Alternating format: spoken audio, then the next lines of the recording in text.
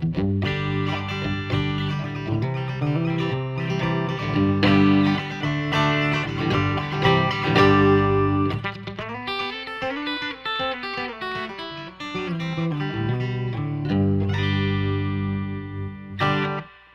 there, how's it going? It's Colin Daniel here from riffninja.com. Good to see you here, and this is how to be a genius with just 4 chords. The 4 chords you need are G, E minor, C, and D. I mean, there are thousands of songs that are written from these chords.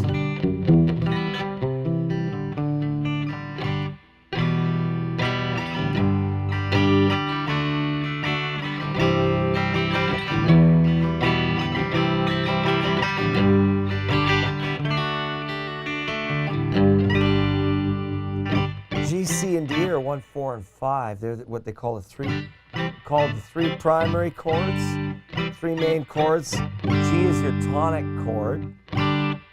C and D. Now, I'm assuming you already know these chords, and if you don't, then I guess I'll have to go over them.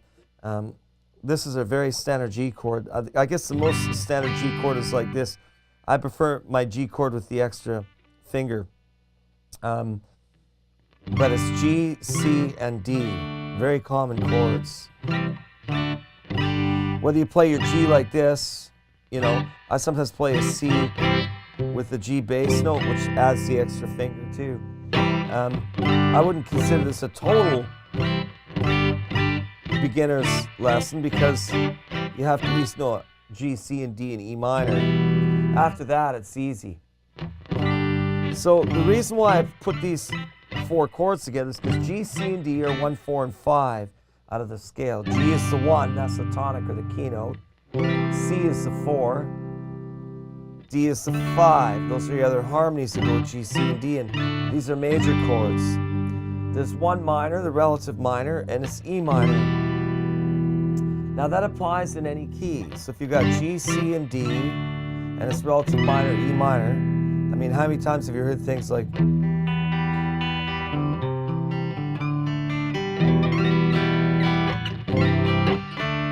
or you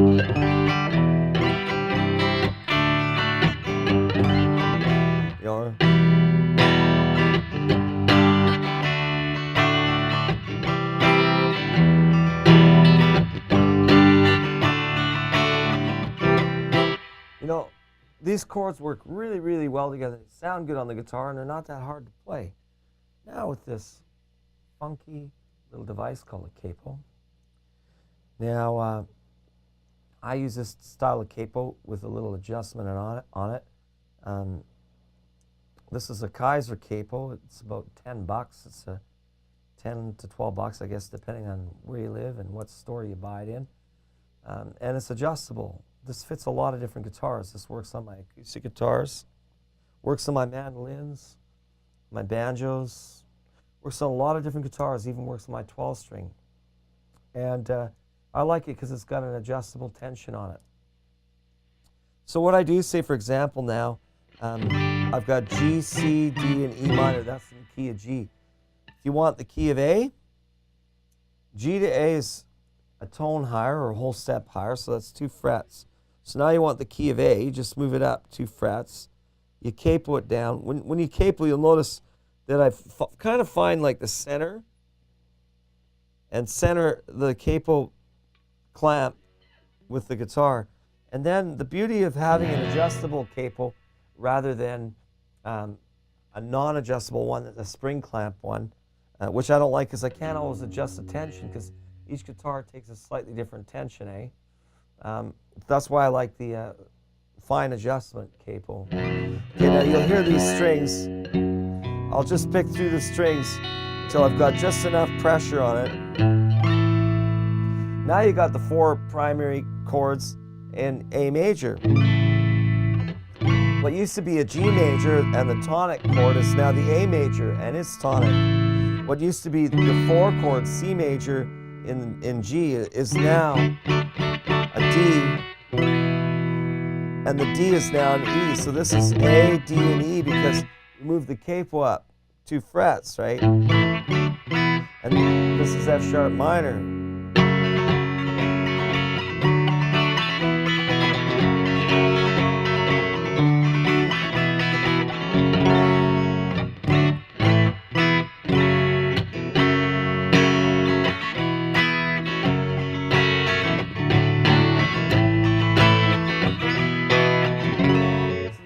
thing about this is you can cover any key you want.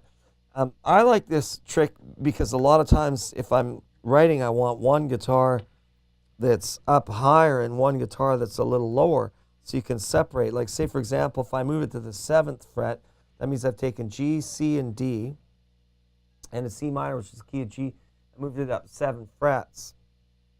7 frets, that's 5.5 tones, or 5.5 whole steps. So if it was G before and I moved up 7 frets, then G to A, so G to A is a tone, A to B is a tone, B to C is a semitone, and C to D is a tone. That's 3.5 tones, or 3.5 whole steps. So now we're in the key of D. You always, when you play the capo, have to play in relation. Like for example, if you go back to the G chord, and that helps as a reference point to help, go back to the G chord, you'll notice there's a fret and then there's a nut. So you can pretend that this capo is like a movable nut, right? String nut here, that black thing that holds my strings in place. On yours it might be white, or it might be metal or brass or whatever, but it's still a string nut. So when I moved it up 7 frets, it was like taking that nut and sliding it up with the capo, right? And now you've got the key of D.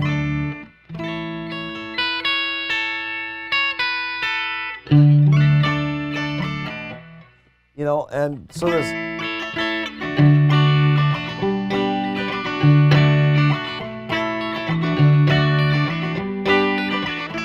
I have to get used to the fact that the frets are getting closer together, and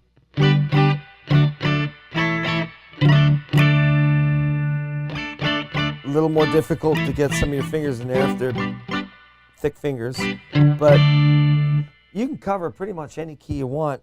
There's a couple keys that are a little awkward, but things like the key of F, where you normally have a bar chord for it, or the key of E flat, that's a nasty key, the key of E flat.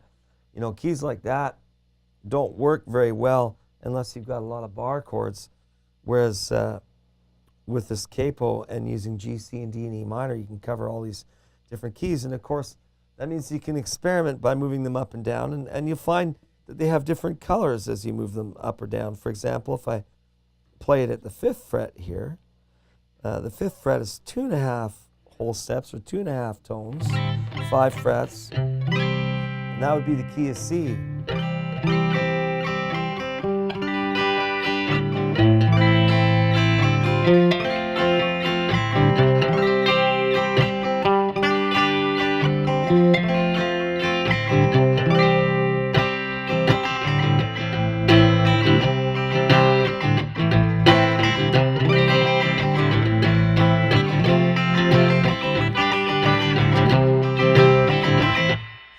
Create a lot of different colors and tonalities from it by using this capo, and every time you move it, it changes key.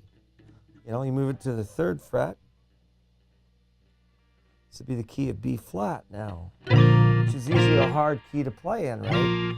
But this would be B flat, E flat, and F, and this would be G minor, which is 1, 4, and 5 in B flat, and the relative minor, G minor. Difficult to play unless you had bar chords or this handy capo. Capo's a real good tool if it's used properly.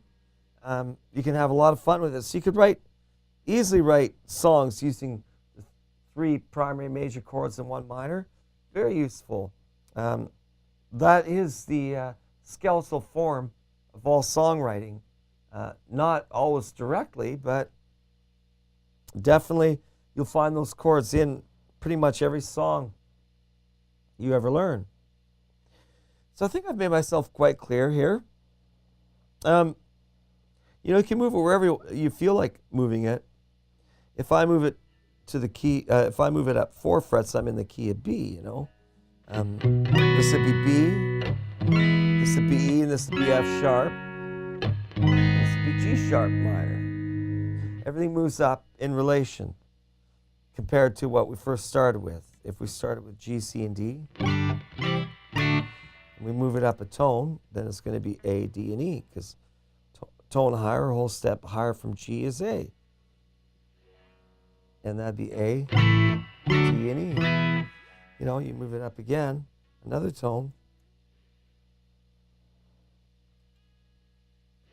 That would be B, E, F sharp, right? And you can keep going. Move it up a semitone. That's the key of C. B to C is a natural semitone. Now you've got C, F, and G.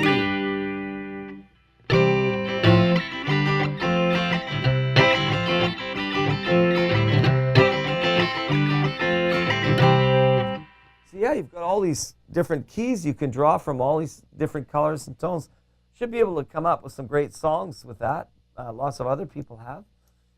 Yeah, have fun. Practice lots, check it out, and get yourself one of these. And we'll see you later.